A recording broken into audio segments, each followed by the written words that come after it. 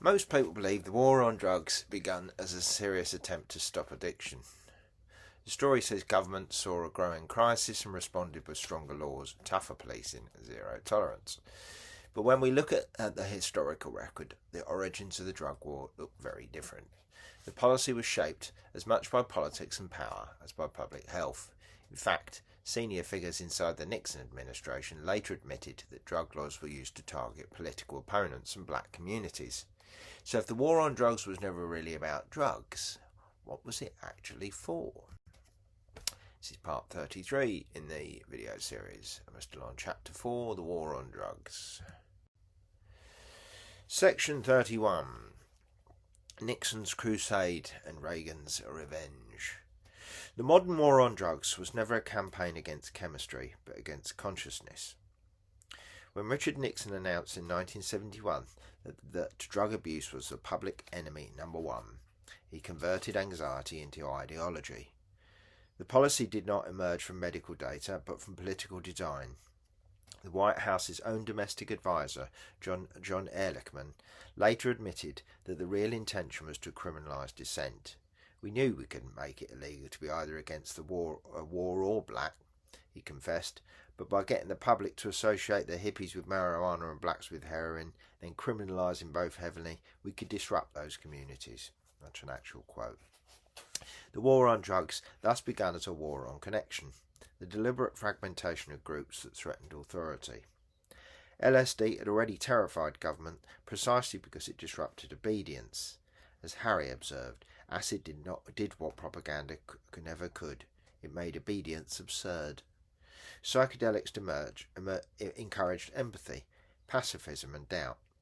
Soldiers returning from Vietnam after taking LSD and a plethora of other drugs began to question hierarchy itself.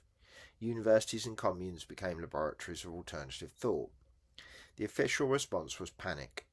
LSD was reclassified as an instrument of insanity, its users portrayed as lost minds. Yet the same state that condemned the substances was secretly experimenting with them. Under the CIA's MK-Ultra program, hundreds of civilians, soldiers and psychiatric patients were dosed without consent.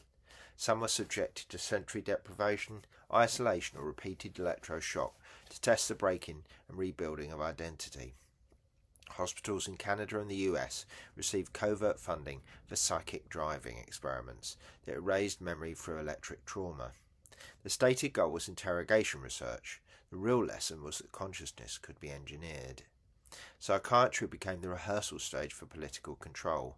The electroshock scenes in One Flew Over the Cuckoo's Nest captured precisely that logic, the treatment of nonconformity as illness and submission as cure.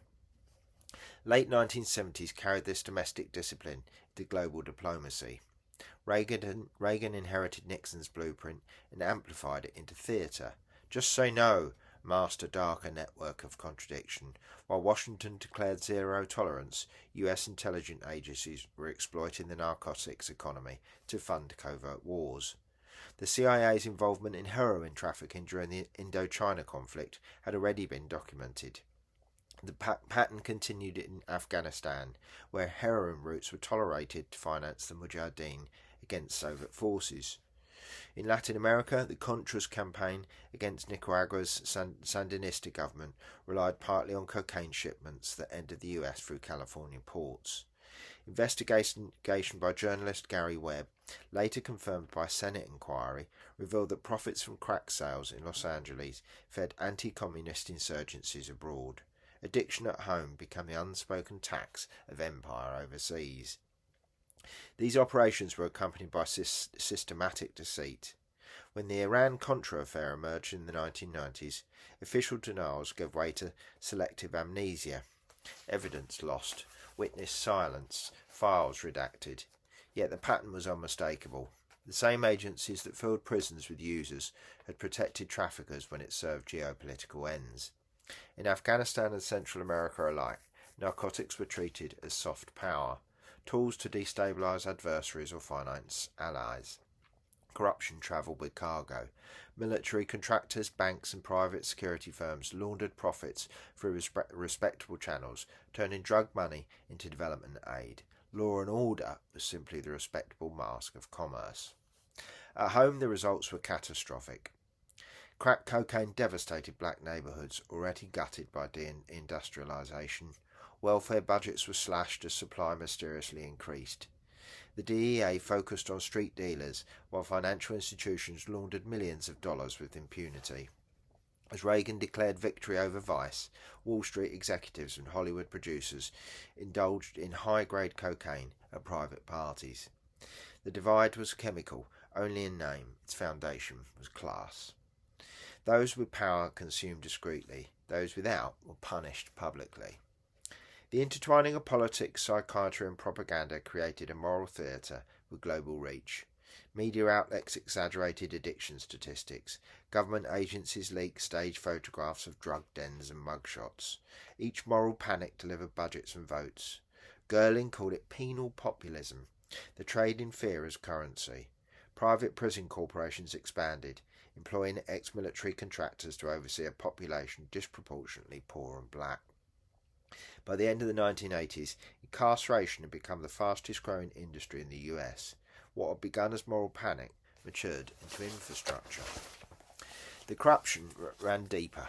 Congressional oversight committees investigating Iran-Contra found that senior officials had authorised illegal funding channels while the DEA looked away. Profits from armed trails and drug routes moved through the same offshore banks that financed election campaigns. The pattern was replicated in the UK. Donations from corporate beneficiaries of prohibition shaped policy whilst research advocating harm reduction was marginalised. Evidence-based policy meant policy based on chosen evidence. The public saw drugs, the elite saw dividends. Beneath the headlines, psychiatric institutions mirrored the logic. Electric shock, heavy sedation and confinement continued as state-funded treatments for dependency. The techniques differed little from those of MK-Ultra, control disguised as care.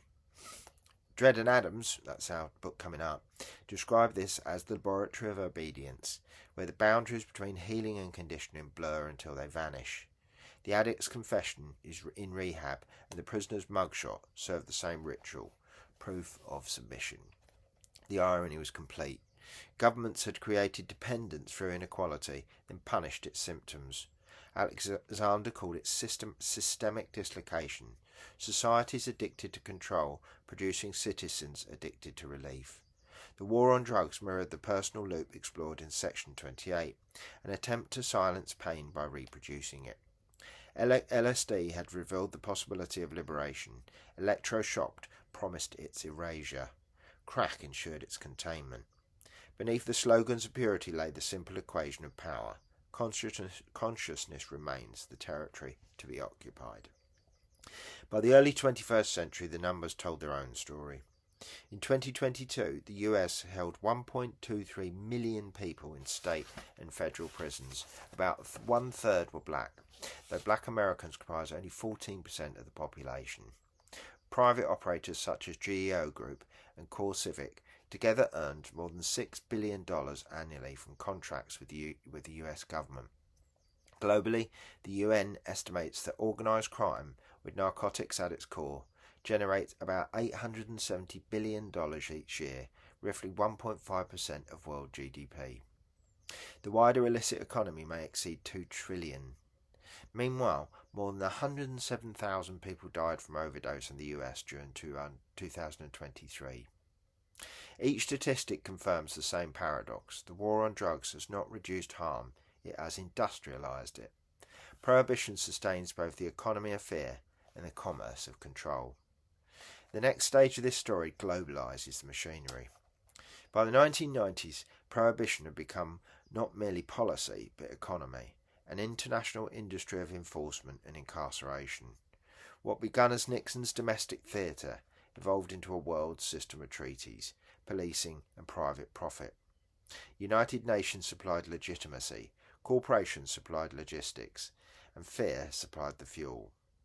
The next section traces that consolidation, the birth of a global prohibition market in which punishment became production and addiction itself becomes a business model.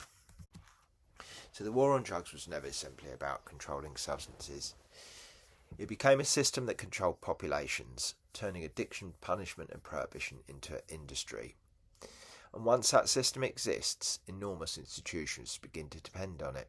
Prisons, enforcement agencies, intelligence networks and political careers, which raises a difficult question. If the drug war causes so much harm, why does it keep expanding? In the next video we look at how this system moved beyond the United States and became a global industry of prohibition. So next up in section 4, chapter 4, The War on Drugs, section 32, Empire's Aftertaste, Global Politics of Prohibition.